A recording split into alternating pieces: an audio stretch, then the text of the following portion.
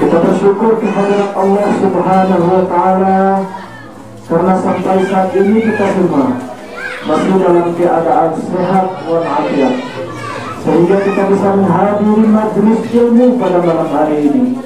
Kita bisa hadir di tempat yang sangat mulia pada malam hari ini, yaitu di Mushola Baitur Rahman yang sangat kita banggakan ini.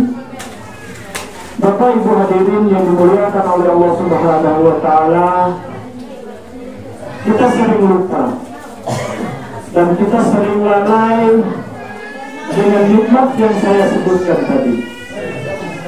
Kenapa di setiap pembukaan acara disebut sebagai nikmat kesehatan dan nikmat kesempatan? Karena nikmat ini sering dilupakan dan dilalaikan oleh kebanyakan manusia. Dalam hadis Rasulullah SAW disebutkan, ni'matani ma'budun fima katsiran minan nas, as-sihhatu wal faragh. Ada dua nikmat yang sering dilupakan dan dilalaikan oleh kebanyakan manusia, yaitu nikmat sehat dan nikmat sehat. Kita sering tidak sadar bahwa kita sedang sehat. Kita sering tidak sadar bahwa kita sedang sehat. Bahkan justru sebaliknya, kita sadar saat kita sakit dan kita sadar saat kita tidak sempat. Kenapa saya katakan demikian? Kita tidak sadar dengan kewajiban yang harus kita lakukan saat kita sehat, bahkan justru kita bertaubat saat kita sakit. Itulah manusia. Jadi jauh-jauh hari, yaitu Nabi besar Muhammad SAW telah mengatakan hal ini. Ketika suatu nikmat, sangat banyak sekali nikmat yang diturunkan oleh Allah Subhanahu wa Ta'ala kepada kita di muka bumi ini selama kita hidup. Mulai dari kita disebut sebagai bayi, kemudian sampai kita menjadi orang dewasa, orang tua, bahkan kakek-kakek dan nenek-nenek, tidak terhitung nikmat yang kita terima dari Allah Subhanahu wa Ta'ala.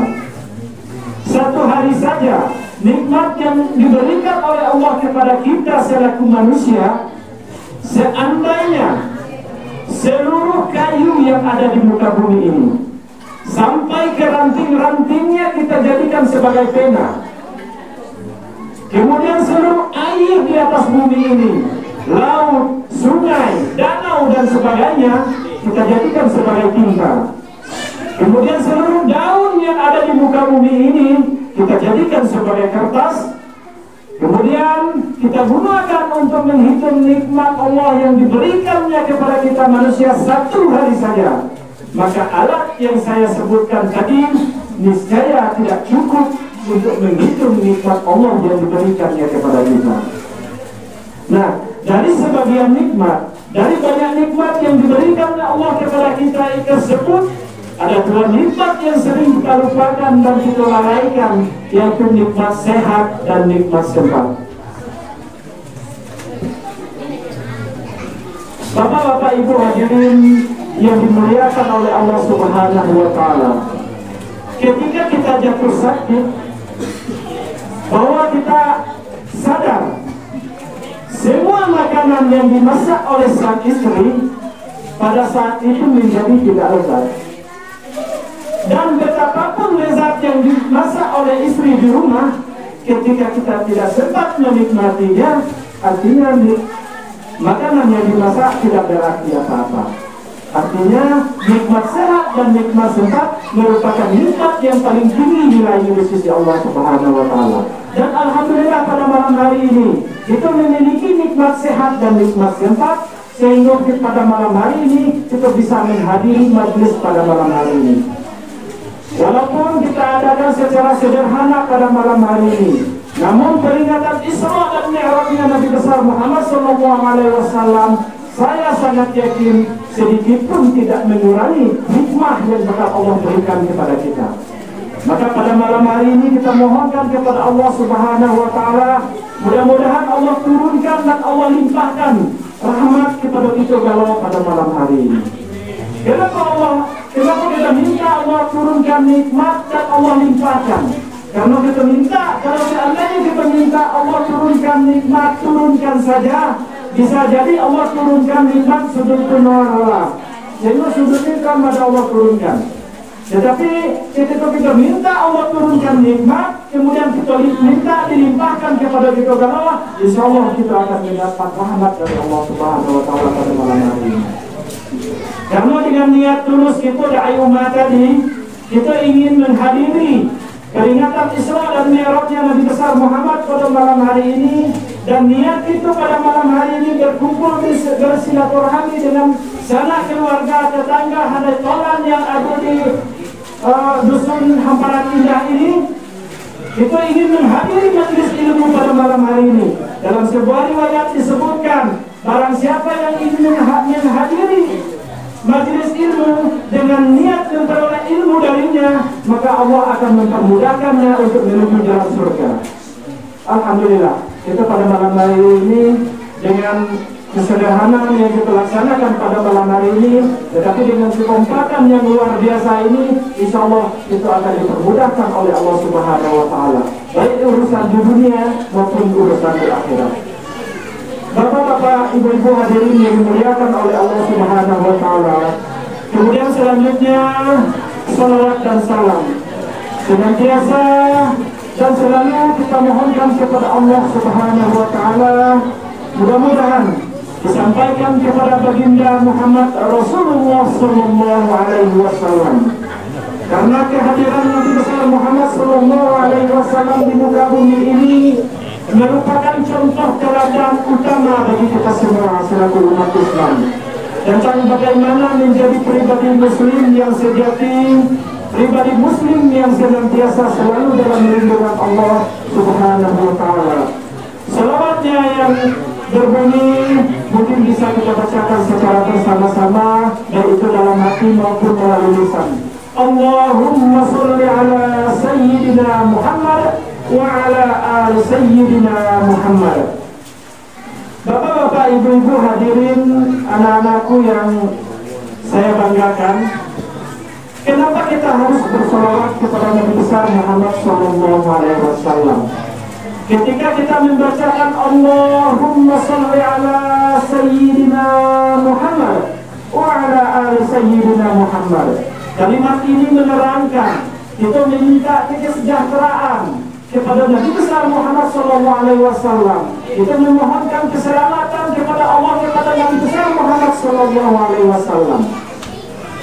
Pertanyaannya adalah, ketika kita memintakan keselamatan kepada orang yang sangat suci, kita meminta kesejahteraan kepada orang yang dijamin oleh Allah Subhanahu Wa Taala masuk surga, secara logika ini tidak masuk akal dan sama sekali tidak penting menurut itu pada dasarnya. Tetapi Allah menyebutkan, Innallaha wa malaikatahu yusholluna 'alan nabi ya ayyuhalladzina amanu shollu 'alaihi wa sallimu taslima. Itu pentingnya salawat. Sesungguhnya Allah dan para malaikat-malaikatnya bersalawat kepada Nabi besar Muhammad Sallallahu Alaihi Wasallam. Maka selaku hamba, selaku makhluk dan selaku umat Nabi besar Muhammad Sallallahu Alaihi Wasallam, tidak mungkin kita tidak bersalawat kepada Nabi besar Muhammad Sallallahu Alaihi Wasallam. Dalam sebuah riwayat disebutkan, ketika kita mendengar seseorang menyebut Nabi besar Muhammad, misalnya Muhammad Sallallahu Alaihi Wasallam, maka kita dianjurkan untuk bersalawat kepada Nabi. Bapak-bapak, ibu-ibu, sedikit saya terangkan. Salawat yang kita bacakan nanti akan menjelma menjadi syafaat di surga di akhirat kelak. Ketika amal suatu ibadah kita sedikit kurang, tidak mencukupi dan tidak memenuhi syarat untuk masuk ke surganya Allah Subhanahu Wa Taala, pada saat itulah Rasulullah memberikan pertolongan kepada umatnya, dan pertolongan itulah yang disebut dengan syafaat. Bagaimana kita mendapat syafaat tersebut? Salah satunya adalah dengan membaca salawat kepada Nabi besar Muhammad Sallallahu Alaihi Wasallam. Ibarat kita menuangkan air ke dalam gelas yang sudah penuh berisi air. Ketika satu gelas penuh air dan kita tuangkan kembali air ke dalam gelas tersebut, niscaya air yang kita tuangkan tersebut akan berlimpah dan tumpah keluar. Nah, tumpahan-tumpahan ini inilah yang kita harapkan. Tumpahan-tumpahan inilah yang nantinya akan menjelma menjadi syafaat yang akan membantu kita di yaumil akhirat kelak. Maka tidak salahnya kita bersalawat. Bahkan dalam suatu riwayat disebutkan orang yang paling kikir itu adalah orang yang ketika disebutkan nama Rasulullah dia tidak bersalawat. Ini orang yang paling pelit. Nah, jadi ketika disebutkan Muhammad Sallallahu Alaihi Wasallam itu bacakan salawat. Itu mendoakan Nabi besar Muhammad Sallallahu Alaihi Wasallam. Karena tanpa kita doakan pun Nabi besar Muhammad Sallallahu Alaihi Wasallam itu telah dijamin dan telah pasti masuk ke dalam surga tanpa hisab, tanpa ada hisab yang dilakukan kepada Nabi besar Muhammad Sallallahu Alaihi Wasallam, otomatis masuk ke dalam surga. Nah, ini yang kita doakan. Nah, doa kita inilah yang nanti salawat yang kita bacakan atas baginda Muhammad Sallallahu Alaihi Wasallam inilah yang nantinya akan menjelma, yang akan membantu kita masuk ke surga Allah Subhanahu Wa Taala. Amin. Allahumma amin. Allahumma salli ala Sayyidina Muhammad wa ala ali Sayyidina Muhammad. Bapak-bapak, ibu-ibu hadirin yang dimuliakan oleh Allah Subhanahu Wa Taala.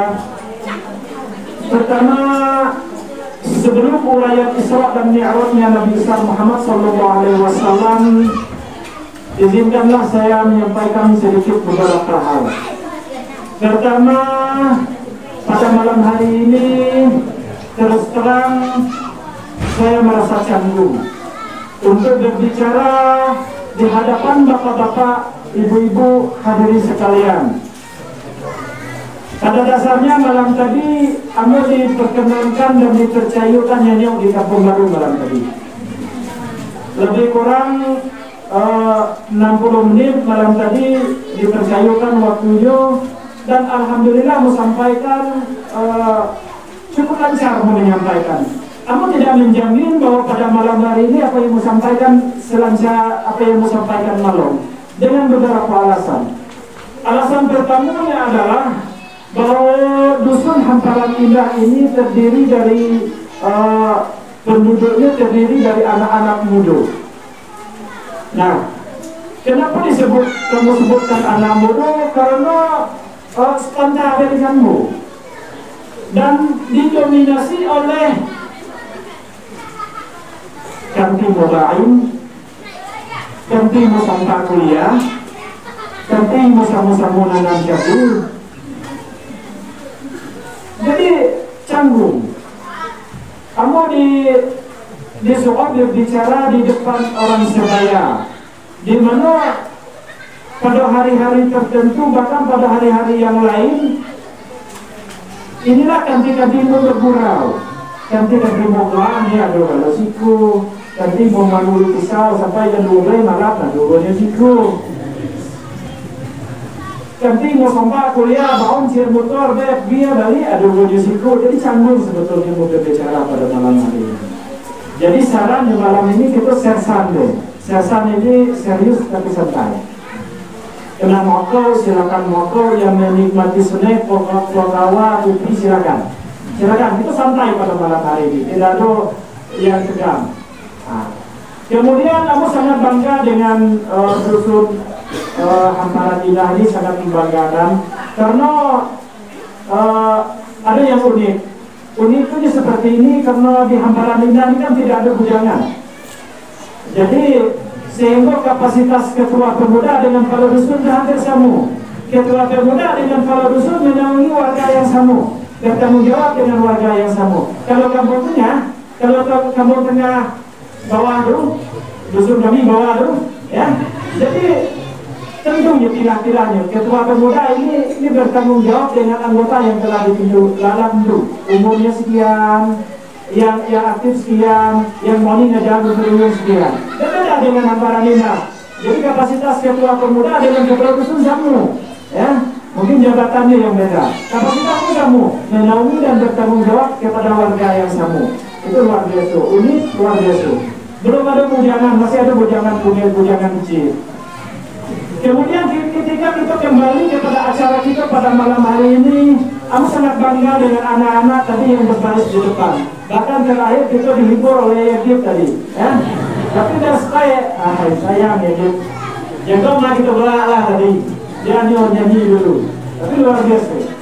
Jadi anak-anak tadi ini gambaran bagaimana 10 atau 20 tahun ke depan dusun Hamparan Indah ini jawabannya ada pada anak itu tadi.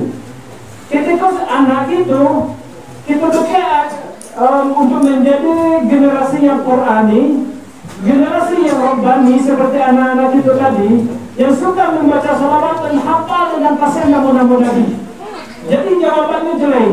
Bagaimana dusun Hamparan Indah ini 10 atau 20 tahun akan depan? Mereka lah yang akan memimpin dusun kita ini. Insya Allah atas pimpinan anak-anak kita nanti, maka dusun Hamparan Indah atau nanti menjadi desa atau nanti menjadi sebuah kecamatan, insya Allah akan menjadi daerah yang baldatun walaupun ghafur. Amin. Allahumma amin. Jadi itulah pengantar. Mudah-mudahan kita selalu mendapat rahmat dari Allah Subhanahu wa Ta'ala. Jadi kemudian sebelum menyampaikan, kamu ini bukanlah tipikal umat yang humoris. Artinya kamu tidak bisa menjadi orang lain. Kamu menyampaikan sesuai dengan tipikal kamu sendiri. Artinya mungkin kita tidak ada lucu-lucuan pada malam hari ini, tidak ada komedian-komedian pada malam hari ini. Artinya mohon dimaklumi. Jadi apa yang mau sampaikan nanti jika sedikit, ya silakan dilautkan. Jika segempal, ya silakan digulungkan. Artinya apapun yang mau sampaikan pada malam hari ini tentu lebih dahulu telah disampaikan oleh ustaz-ustaz yang mungkin saja kita dengar melalui HP, melalui YouTube, bahkan pergi ke pengajian-pengajian. Mungkin kita telah mendengar. Dan ketika kita berbicara Isra dan Mi'rajnya Nabi besar Muhammad SAW, kita tidak bisa mengeluarkan kata-kata bosan. Karena yang disampaikan oleh ustaz, penceramah, pentausiah dan segala macam lain itu itulah. Karena memang tidak ada pembicaraan lain. Nabi besar Muhammad SAW diberkatkan dari Mekah menuju ke Palestina, kemudian diangkat ke Sidratul Muntaha. Terjadi memang itu, karena kita tidak bisa menyimpang dari awal mentera.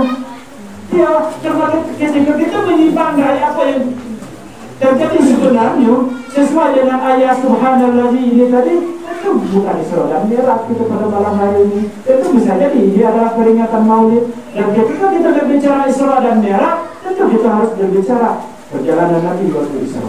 Jadi bahasa kita menolak. Jadi untuk itu mungkin tidak terlalu panjang menguraikan nanti. Mudah-mudahan apa yang menguraikan nanti, walaupun kita telah menguas dengan ustaz yang ada melalui HP, YouTube dan sebagainya, mudah-mudahan menambah hikmah keimanan kepada kita secara pribadi dan secara kita keseluruhan. Kemudian berdasarkan survei, ini survei internasional, bukan survei di tingkat Kampung Tengah bawah, ini internasional. Menurut survei, orang Indonesia ini cuma bisa berkonsentrasi 90 menit. Itu menurut survei. Jadi ketika orang Indonesia disuruh belajar, kemudian disuruh mendengarkan sesuatu, itu dia cuma bisa berkonsentrasi 90 menit. Itu rata-rata.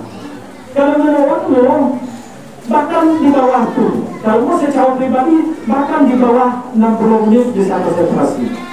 Nah, agar pembicaraan kita pada malam hari ini tidak terlalu pendek dan tidak terlalu banyak, maka silakan kita sambut dengan alat konsentrasi itu seperti apa boleh, supaya kita bisa konsentrasi. Silakan maka kalau memang kalau tinggal kurang nyaman, itu bukan tidak bisa, tapi dalam ruangan yang sama. Kalau sompak nih kalau maka kami bayar ruangan itu. Bukan bisa. Play kan nanti, oh pasti pelakoni, mobil kan, gitu. Bisa deh. Kalau sompak mako kak, mungkin ibu-ibu udah nyaman. Kita nyaman, kita konsentrasi. Sementara ibu-ibu, itu lebih keluar kan. Jadi harus kita imbangi dulu. Jadi kita mulai. Isra dan Mi'rajnya Nabi besar Muhammad SAW adalah sebuah perjalanan. Nah, kenapa disebut perjalanan? Isra itu perjalanan Nabi besar Muhammad SAW dari Makkahul Mukarramah, yaitu dari Ka'bah, menuju Masjidil Aqsa di Palestina. Itu Isra. Artinya perjalanannya istilahnya horizontal, datar. Ini pelajaran pertama dari horizontal ini adalah kita harus menjaga hubungan kita sesama manusia, yaitu yang disebut dengan hablum minanas. Kemudian perjalanan kedua yang disebut dengan Mi'raj. Mi'raj itu adalah diangkatnya Nabi besar Muhammad SAW dari muka bumi. Tepatnya adalah titiknya adalah dari Masjidil Aqsa Palestina menuju Sidratul Muntaha. Itu istilahnya vertikal. Kalau kita aplikasikan dalam hubungan gitu, yaitu hablum minallah. Hablum minallah itu hubungan kita dengan Allah. Isra hablum minannas, Mi'raj hablum minallah. Nah, itu pelajaran pertama dari Isra Mi'raj, dari kalimat Isra dan Mi'rajnya Nabi besar Muhammad SAW. Kemudian Isra dan Mi'rajnya Nabi besar Muhammad SAW ini adalah perjalanan yang cukup jauh. Cukup jauh. Dari Mekah ke Palestina, menurut fakta sejarah, kalau pakai unta, waktu itu pergi sebulan, balik sebulan. Artinya PP 2 bulan. Itu pakai unta. Madawa singgah. Kalau kita perjalanan kita gina singgah, kita gina nala rumah makan Minang, kita gina nala sate Padang, kemudian kita gina nala oleh-oleh dan sebagainya. Nah, perjalanan itu bisa jadi mungkin kalau kita tempuh sekarang menggunakan unta atau kuda, bisa jadi di atas 1 bulan. Nah, artinya perjalanannya cukup jauh. Kemudian ada perjalanannya lagi, yaitu dari Masjidil Aqsa ke Sidratul Muntaha. Menurut logika, menurut akal kita mustahil perjalanan ini bisa dilaksanakan. Menurut kebiasaan tidak mungkin. Karena dalam Al-Quran, seperti yang dibacakan anak itu tadi, yaitu lailan minal masjidil haram ilal masjidil aqsa. Lailan itu artinya pada malam hari. Berarti dasmalam perjalanan itu. PT puluh lagi. Kalau malam dan diterangkan dalam Al-Quran, malam ini pergi pagi sore balik, tidak, dalam 1 malam. Jadi supaya apa yang mau sampaikan pada malam hari ini, supaya kita bisa menerima secara akal sehat. Sedikit mau sampaikan menurut tafsir yang Abu tahu tentang ayat Isra dan Mi'rajnya Nabi besar Muhammad SAW. Karena salah satu yang harus kita yakini dan yang harus kita imani adalah Al-Quran. Jadi yang disampaikan pada malam hari ini adalah ayat Al-Quran. Dari kalimat pertama yaitu Subhana. Tidak ada kejadian-kejadian lain dalam Al-Quran diterangkan oleh Allah Subhanahu wa Ta'ala diawali dengan kalimat Subhana. Subhana ini artinya Maha Suci Allah. Allah mempertaruhkan kesuciannya untuk menyampaikan kepada kita bahwa Nabi Muhammad pada malam itu diberangkatkan dari Mekah ke Masjidil Aqsa. Kesucian Allah yang Allah pertaruhkan. Tidak ada dalam Al-Quran bagaimana Allah menerangkan Fir'aun ditenggelamkan di sungai Nil waktu mengejar Nabi Musa. Kemudian ada kejadian-kejadian lain, Korun dan sebagainya, kejadian yang luar biasa. Namun tidak Allah awali dengan kalimat Subhana. Artinya peristiwa yang amat besar dalam Al-Quran ini diterangkan oleh Allah pakai kalimat Subhana. Allah mempertaruhkan kesuciannya, yaitu perjalanan Nabi dari Makkahul Mukarramah menuju Masjidil Aqsa Palestina, kemudian Palestina ke Sidratul Muntaha. Mulai masuk akal perjalanan ini. Kemudian pada kalimat yang kedua, bi'abdihi. Bi'abdihi ini artinya hambanya, yang telah memperjalankan hambanya. Jadi Setelah terjadi Isra dan Mi'rajnya Nabi besar Muhammad SAW, terjadi perdebatan di berbagai kalangan, bahkan sampai di saat ini.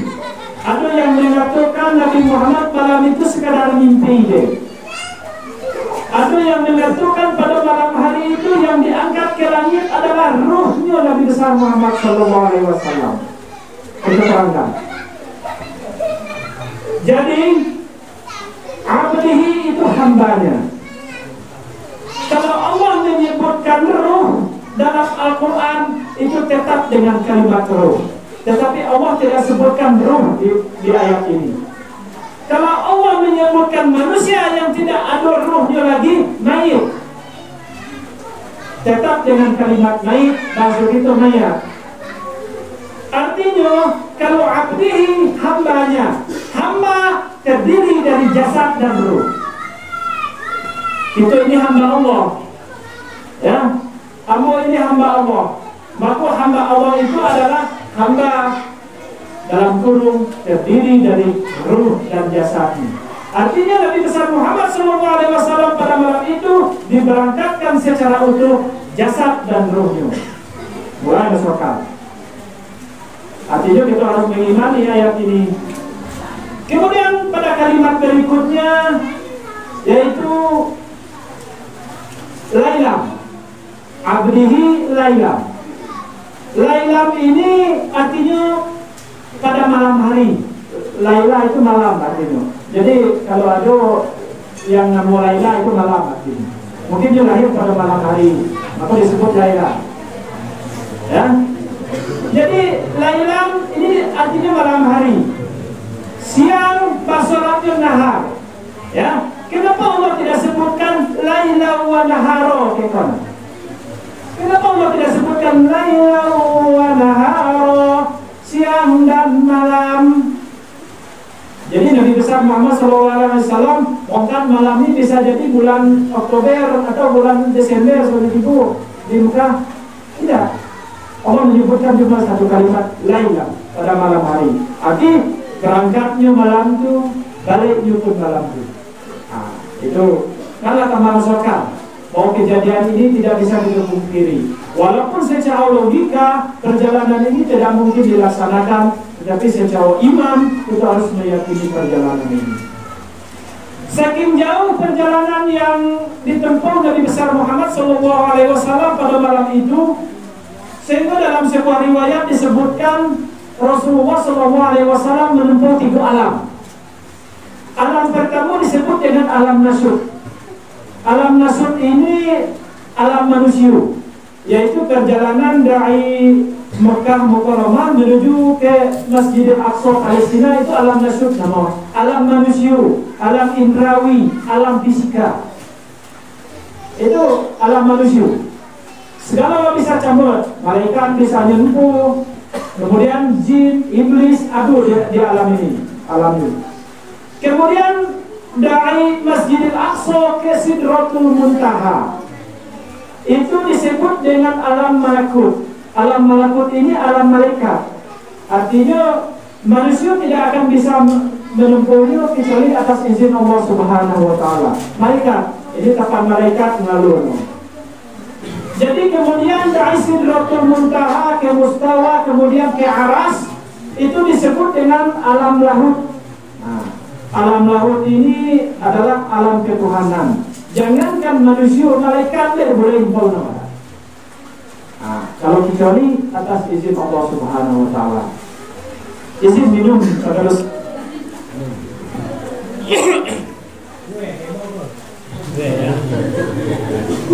Kita santai deh. Itu sersan tadi yang pertama.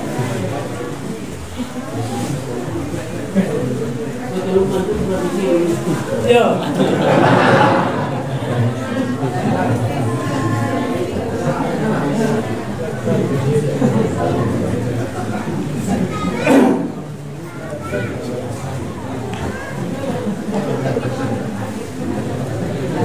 Jadi kita lanjutkan. Kemudian perjalanan yang cukup jauh ini menurut logika fisika, mungkin ada ahli fisika dalam ruangan ini, ya. Menurut ilmu fisika itu semakin jauh perjalanan yang ditempuh, maka semakin banyaklah waktu yang dibutuhkan. Kan seperti itu logikanya. Namun perjalanan Nabi besar Muhammad SAW berbanding terbalik dengan ilmu fisika yang ada. Seharusnya ditempuh dalam 1 bulan atau 2 bulan, bahkan bisa jadi dalam kurun waktu 1 tahun. Rasulullah SAW menempuhnya dalam 1 malam. Bahkan dalam sebuah riwayat disebutkan cuma seperempat malam. Tidak mungkin pada dasarnya. Namun ini harus kita terima dan harus kita yakini dengan penuh keimanan dan ketakwaan kepada Allah Subhanahu wa taala. Jadi jangan kita sanksi lagi dengan perjalanan Isra dan Mi'raj Nabi Muhammad ini. Jangan ada sanksi lagi. Tidak mungkin. Menerangkan tadi. Kemudian apa dasarnya? Apa dalilnya bahwa Nabi besar Muhammad SAW diberangkatkan dari Masjidil Aqsa ke Sidratul Muntaha? Sidratul Muntaha itu letak hadiahnya. Ketika kita ketik di Google Sidratul Muntaha dan ketika kita klik gambar, maka yang muncul itu pohon kayu dak. Itu dia menyertai. Sidratul Muntaha ini adalah batas makhluk. Jadi liwat dari Sidratul Muntaha datang ke mulai makhluk. Nah, ini yang disebut dengan alam ya lahut tadi, alam ketuhanan. Jangankan manusia, malaikat sekarang pun boleh. Di bawahnya ada Baitul Ma'mur. Nah, jadi berdasarkan keterangan ini masih dalam bentuk pertanyaan. Iunya anda ke Sidratul Nabi besar Muhammad SAW sampai ke Sidratul Muntaha. Dalam ayat yang kami bacakan tadi, surah An-Najm, wa laqad ra'ahu nazlatan ukhra. Sesungguhnya Nabi besar Muhammad SAW melihat malaikat Jibril dalam bentuk yang aslinya. Jadi selama ini Jibril yang Nabi Muhammad itu bukan dalam bentuk aslinya, Pak. Bukan dalam bentuk aslinya, Bu. Bisa jadi waktu itu malaikat Jibril menjelma sebagai manusia biasa yang gagah rupawan. Itu di muka bumi. Nabi itu dalam bentuk, bisa jadi dalam bentuk manusia, bisa jadi dalam bentuk suau dan segala macamnya. Nah, di Sidratul Muntaha itu walaqad ra'ahu nazlatan ukhra, sesungguhnya Nabi besar Muhammad SAW melihat malaikat Jibril dalam bentuk aslinya. Nabi besar Muhammad terpana. Nabi Muhammad tidak mus pandang yusinogi, tidak menilai ke kiri dan tidak menghadap ke kanan. Itulah yang lainnya ningke dan aslinya malaikat Jibril. Di mana?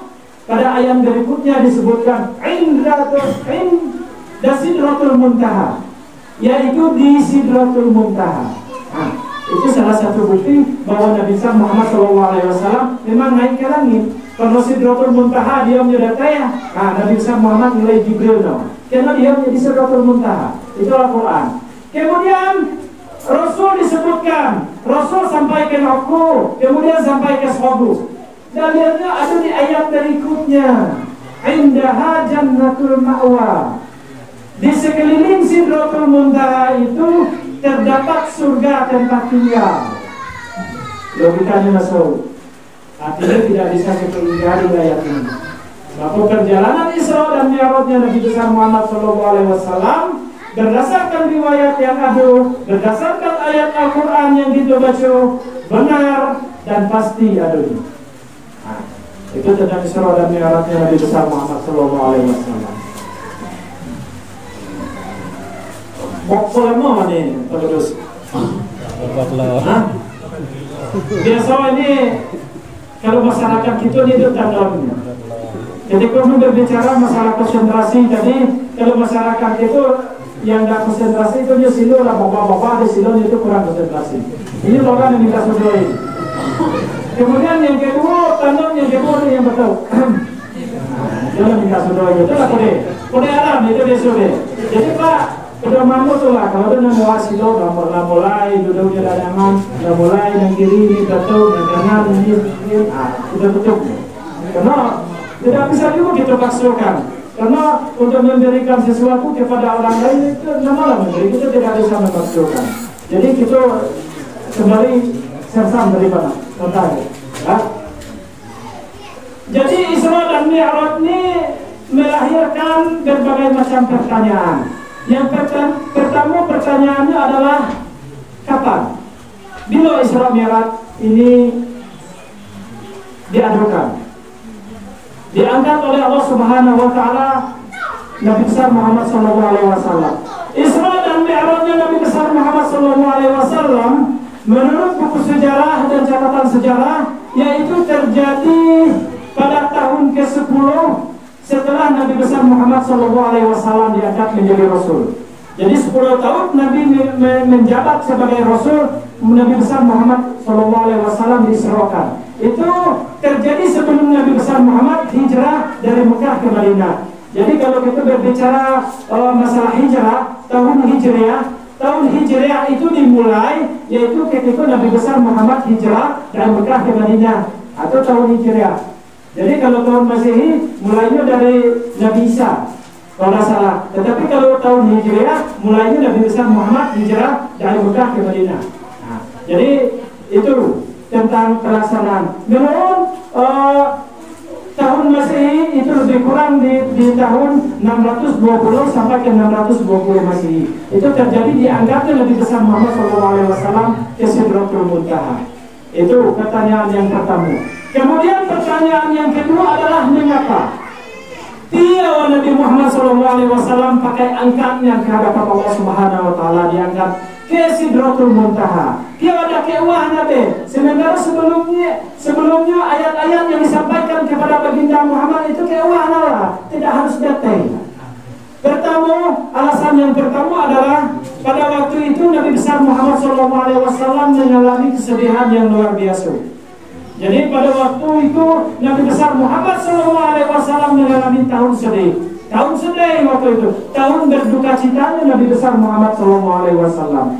Di manalah berduka citanya Nabi besar Muhammad SAW? Pada tahun itu Nabi besar Muhammad SAW ditinggalkan oleh orang yang sangat beliau cintai, yaitu pamannya Abu Thalib dan kekasihnya yaitu istrinya Khadijatul Kubra. Meninggal tahun itu. Jadi Nabi besar Muhammad SAW berkabung, berduka cita dan belasungkawa pada tahun itu. Kemudian atas dasar kesedihannya itu, Nabi besar Muhammad SAW ingin menghibur dirinya, ingin berdakwah ke negeri Taif. Dengan harapan supaya negeri Taif, masyarakat Taif dan penduduk Taif menerima Nabi besar Muhammad dengan senang hati dan lapang dada. Justru Nabi besar Muhammad SAW sampai di area perkampungan Taif, Nabi besar Muhammad SAW dianiaya, dilempari dengan batu, dilempari dengan tai unta, dan dilempari dengan benda-benda keras lainnya.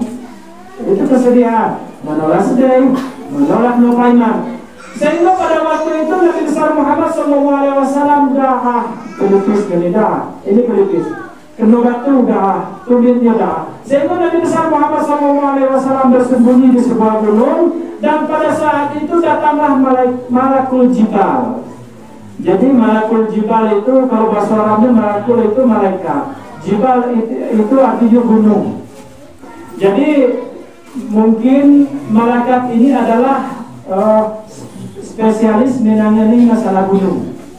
Nah, jadi ternyata malaikat ini ada spesialisnya, yang menurunkan aski dunia, yang tukang turut kaujat ke dunia, yang tukang cabut nyawa dunia, yang tukang tangon dunia, yang tukang tanyu dunia, yang ngurus ke gunung ada loh spesialisnya. Jadi banyak Malakul Jibal, ada kaur, banyak kaur. Nah, ada kaur pembangunannya. Sama lah dengan pemerintahan yang ada di desa Muara ini. Ada bidang-bidangnya. Ini tidaklah bidangnya dia, kira-kira seperti itu. Dan pada waktu itu, atas kesedihan yang dimiliki oleh Rasulullah, atas penganiayaan yang dilakukan oleh masyarakat dan penduduk Taif, kata Malakul Jibal, hei Nabi, izinkanmu untuk memusnahkan seluruh sampai ke anak cucu masyarakat Taif ini. Dong le gunung ngadak no dong le gunung Masurai, dong le gunung Kaji. Namo angkat sekaligus Gunung Masurai dengan Gunung Kanji ini namo damutkan dengan masyarakat Taif. Kata Malakul Jibal. Tetapi apa akhlak Rasulullah di sini?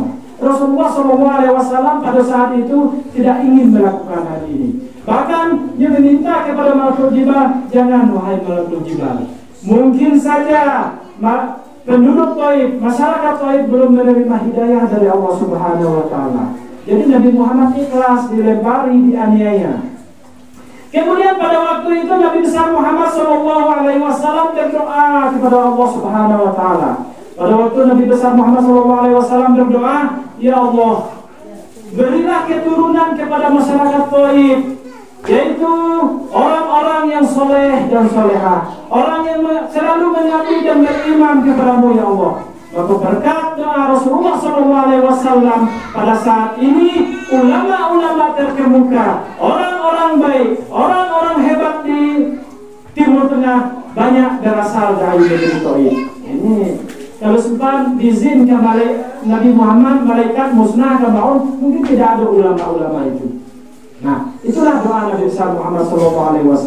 Coba kalau gitu dianiaya oleh suatu penduduk, suatu kaum, dia payah malaikat. Nah, kalau gitu bisa ngangkat gunung itu gitulah nabut. Nah, seperti itu. Tapi Rasulullah SAW tidak demikian.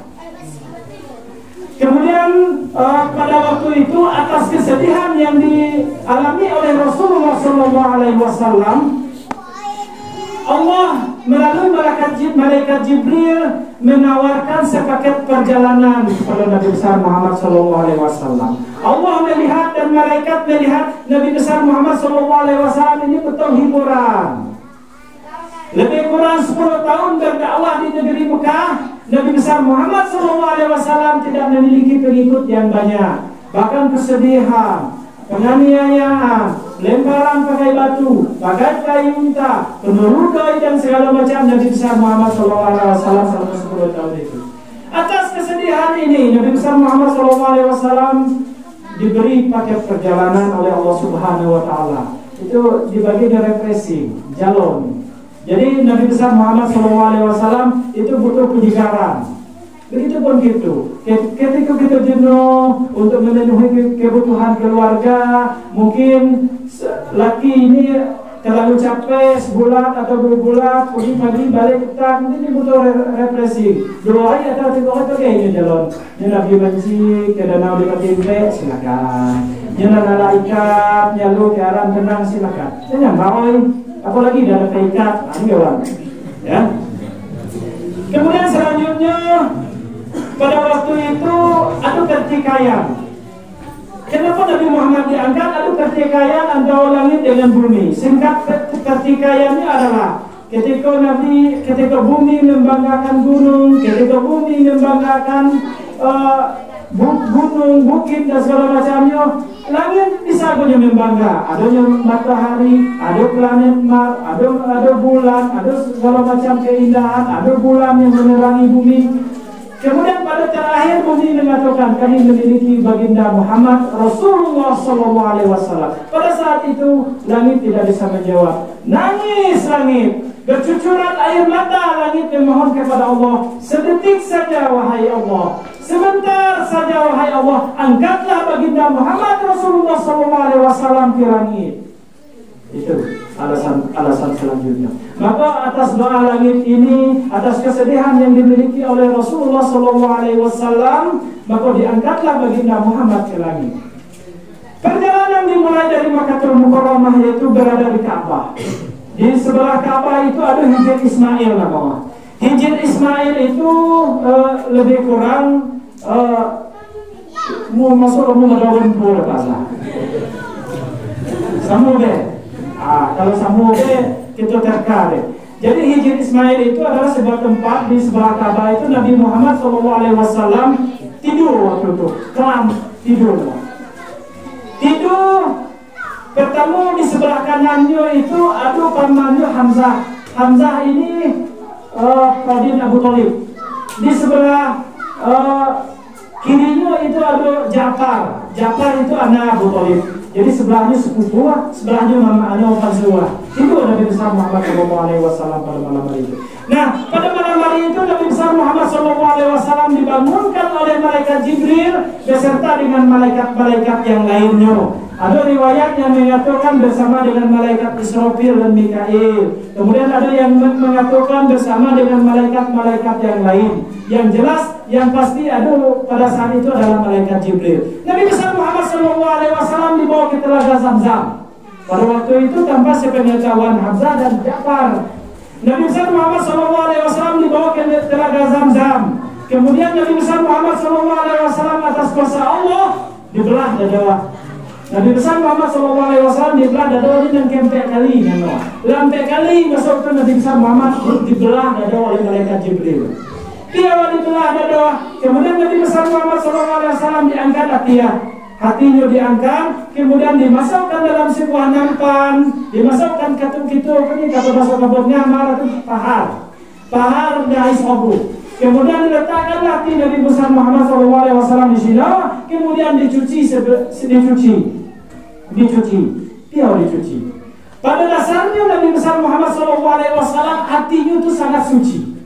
Bahkan Nabi besar Muhammad SAW sedikit pun dalam hatinya tidak ada hasud, tidak ada dengki, tidak ada dendam.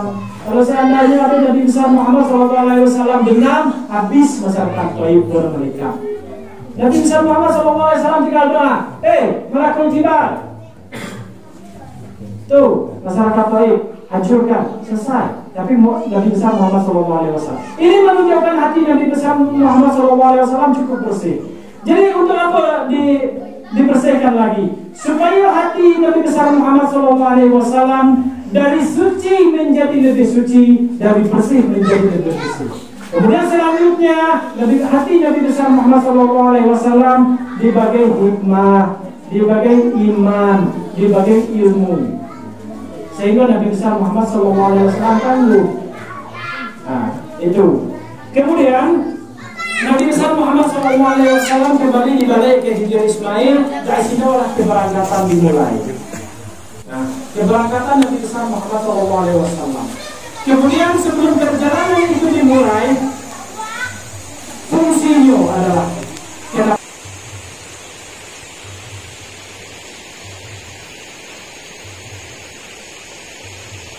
tadi kita udah nyampein ya Fitra, sebagian atau sedikit banyaknya kita udah nyampein tadi. Yang tadi kita bilangin kopi jangkat atau kopi khas Merangin tadi, yang ini dia. Sudah ada di tangan kita. Benar ini banget. adalah kareka ini adalah salah satunya. Salah satu contohnya. Ini sama ya, mau warna hijau, sama, warna merah, cuma warna beda hitam kemasan, sama. beda Benar kemasan. sekali. Dan kita udah lihat sendiri. Dan Jadi juga kemasannya benar-benar sudah bagus. Bagus banget kemasannya ini. juga kalau sekali gunting nanti masih bisa dipakai lagi, Fitra. Bisa. Tinggal ditutup lagi. Tinggal dicekrekkan. Cekrekkan. Dan apa sih nama kopinya Kareka, tahu nggak? Sebentar. Ya, dilihat kopian dulu ya. Iya, ini bubuk kopi Robusta LM Jangkat, lembah mentenang jangkat. Lembah mentenang jangkat ya. Mentenang jangkat, benar sekali. Jadi jangkat dikenal dengan kopi Robustanya yang luar biasa nikmat, menggetarkan lidah, menghilangkan resah hati gundah gulana. Iya, wow, baper ya. Baper deh kelihatannya. Jadi selain itu juga ini keunggulannya, jadi ditanam pada ketinggian lebih dari 1000 mdpl.